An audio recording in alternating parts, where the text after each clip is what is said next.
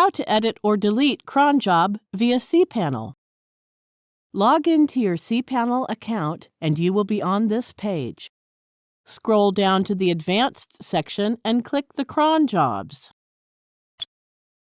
Scroll down to the bottom of the page. Current cron jobs are listed here.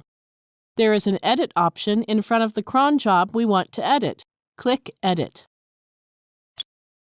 Scroll down.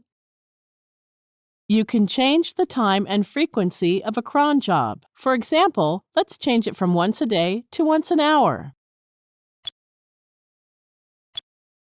After making the required changes, click the Edit Line button.